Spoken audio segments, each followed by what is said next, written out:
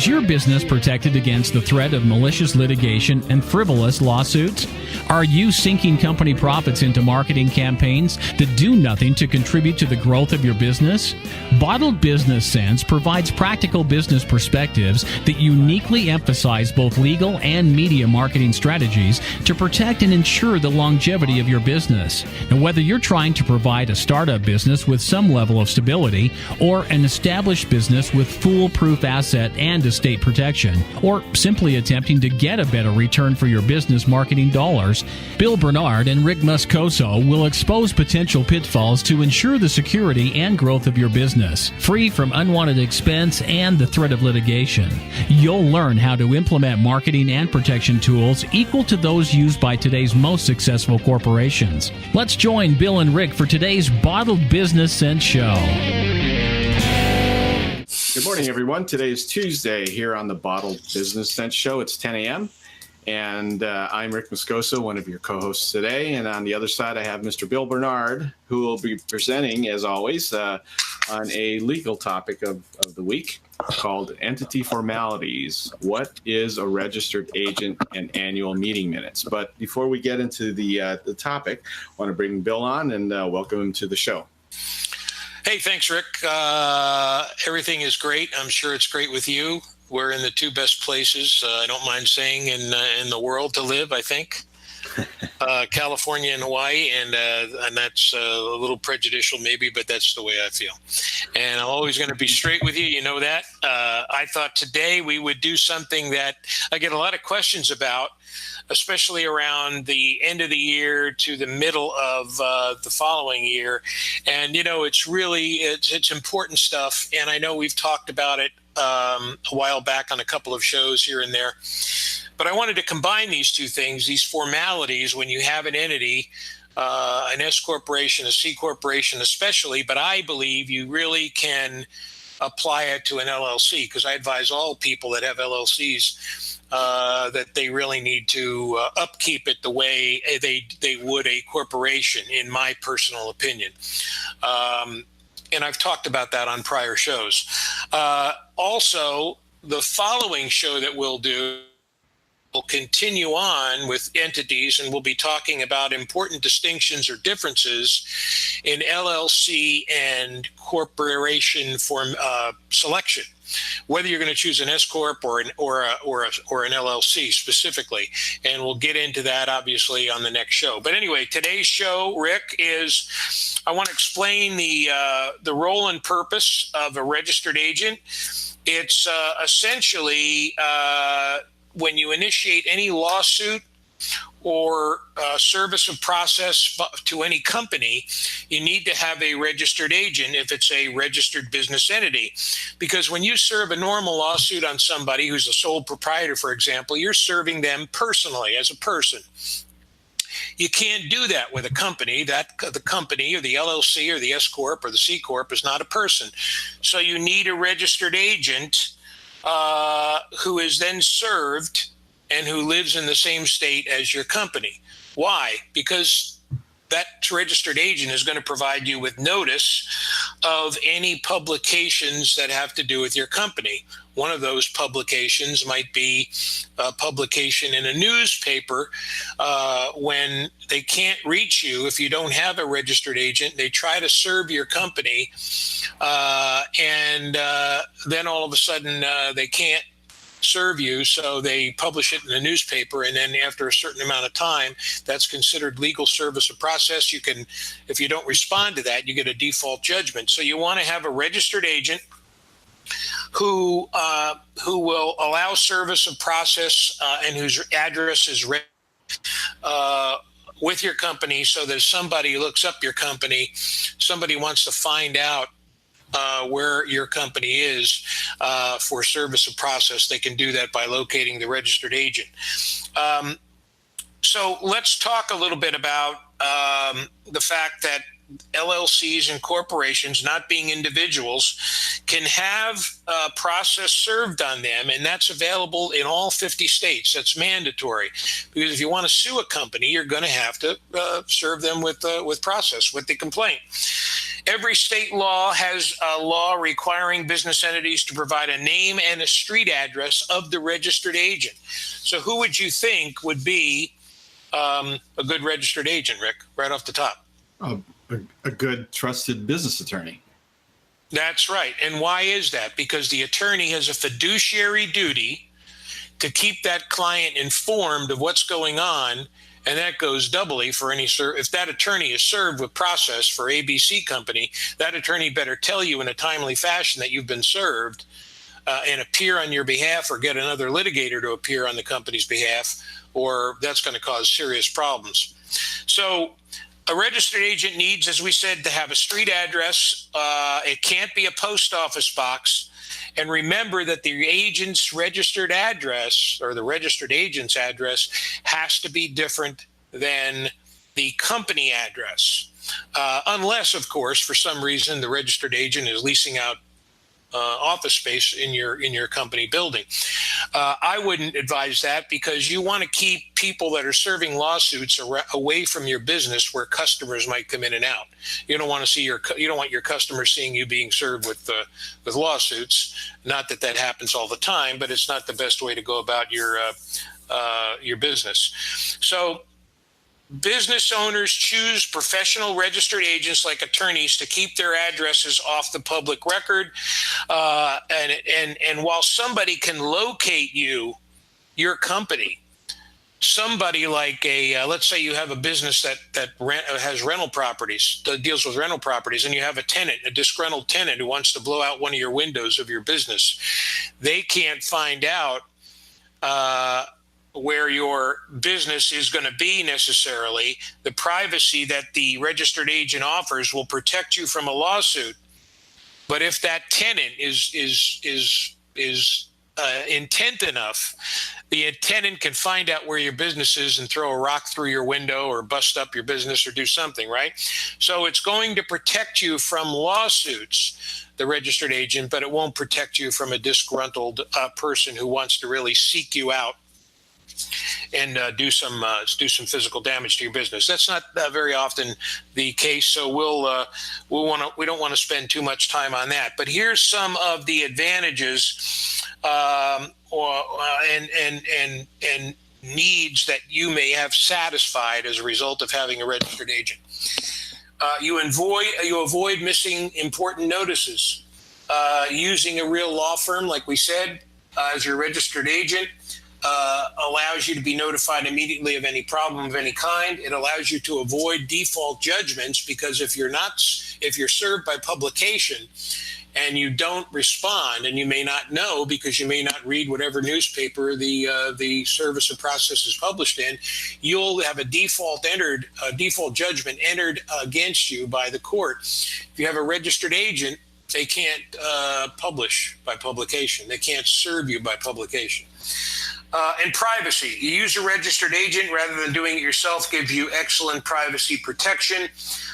You have your own commercial business street address. That's one thing, but why put your home address or anything like that in the public record? No, you want to have a registered agent. This would go doubly so, of course, if you work out of your home, if you have your business in your home.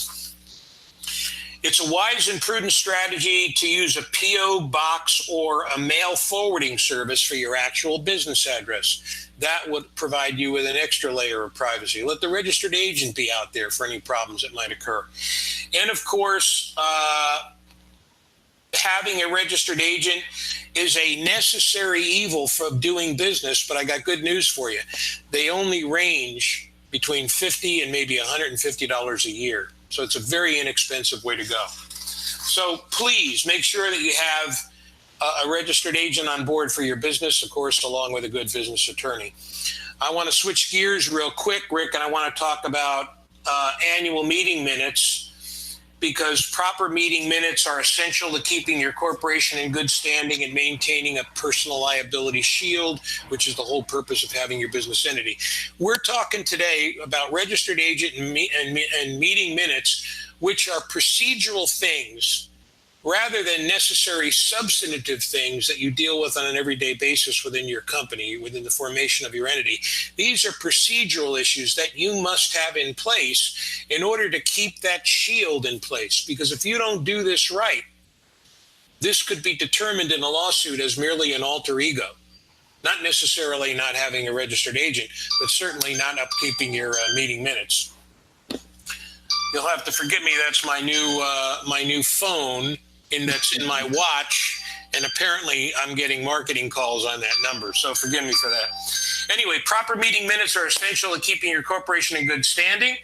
Meeting minutes keep an official account of what was done or talked about at formal meetings, including any what? Decisions or actions taken. Let's take this discussion. Actions that are formalized in the way of decisions that are made, and then what actions are taken.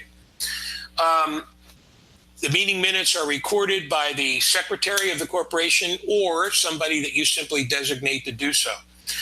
Let's talk about board of directors first. Board of directors, they go over the details of the past year and decide on actions and strategies of the corporation for the following year. If you are a small business and a sole director or owner, it's a good idea anyway to have a meeting with yourself, go to a coffee house, and talk about what you're going to do, the fundamentals of goals that you might have, sales that you made, money that you might want to spend in the future for various projects or equipment. Maybe you want to formulate some sort of tax plan for the following year. These are things that you need to write down in your meeting minutes. And the annual meeting of the board of directors is documented and included in a corporate book.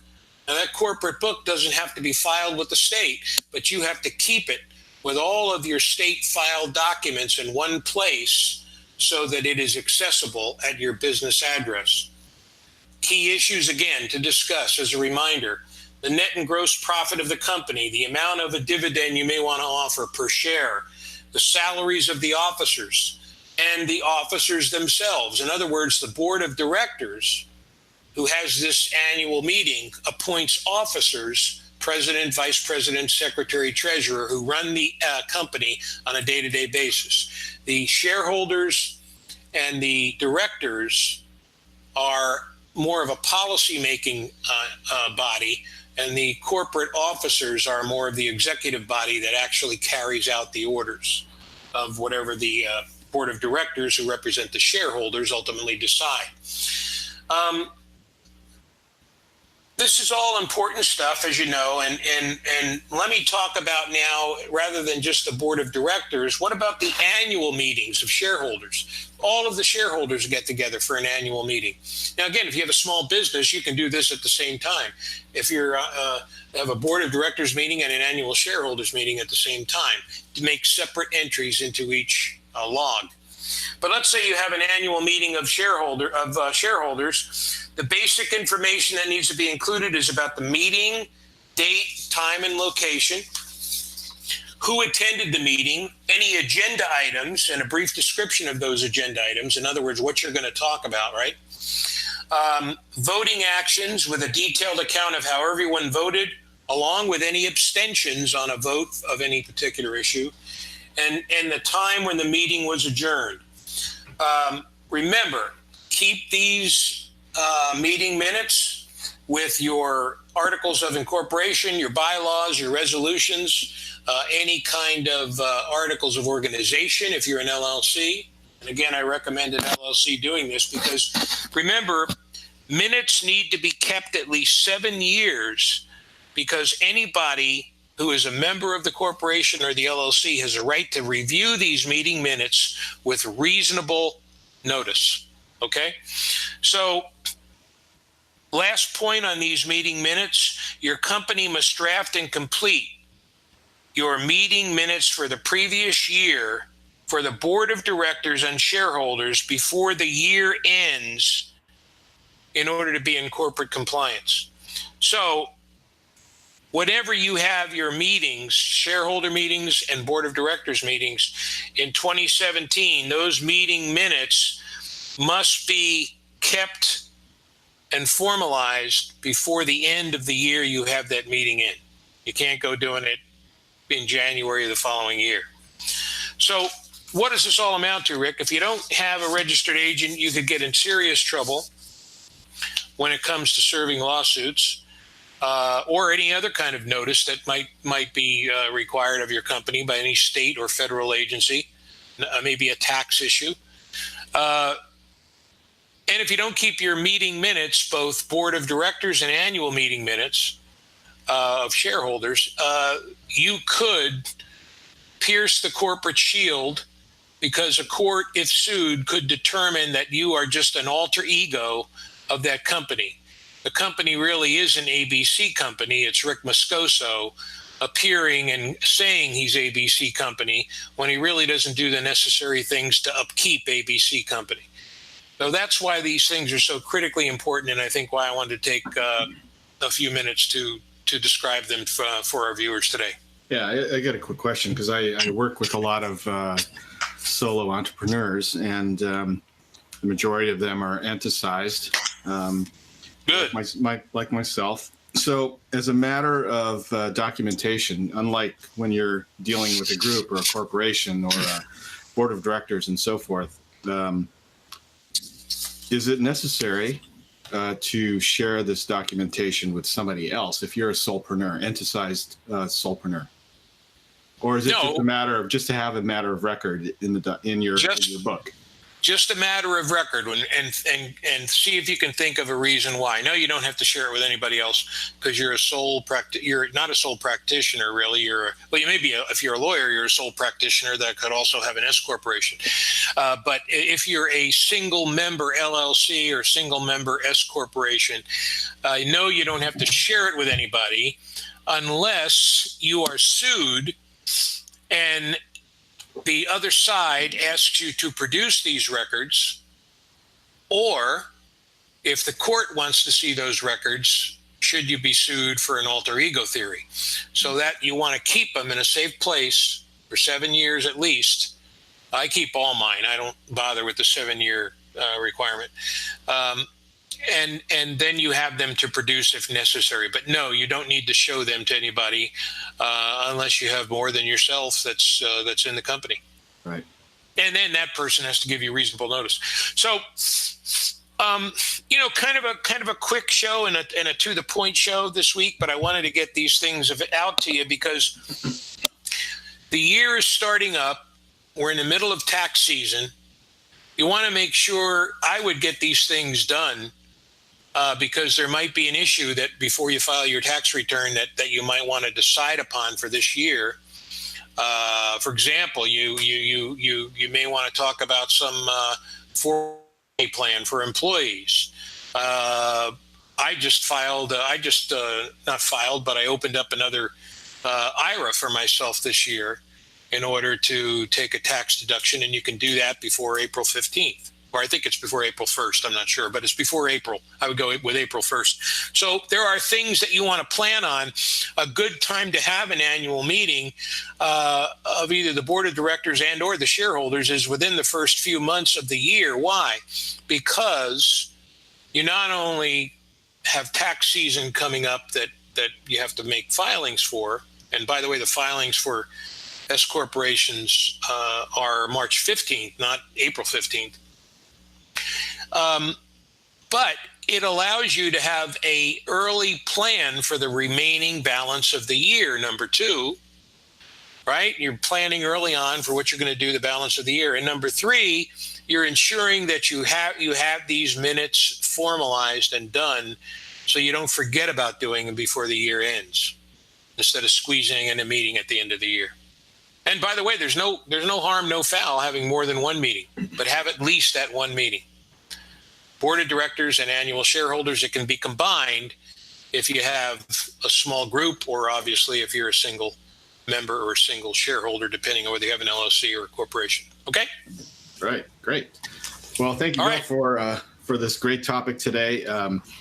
If you have any questions, please reach out to Bill. His information is below this video here on this blog. And if you would like to take a look at other episodes, you can find us all over the place on social media, on Facebook, Twitter, LinkedIn, and of course on our video blog or website at bottledbusinesssenseshow.com. com. Now, next week we will be continuing this discussion, and Bill will be talking about the important differences between S Corp and LLC selection. So tune in again in 2 weeks, and we'll be looking forward to seeing you guys again soon. So thanks again, Bill, for the great discussion, and you got it. We'll see you again next time. Okay, take care, everybody.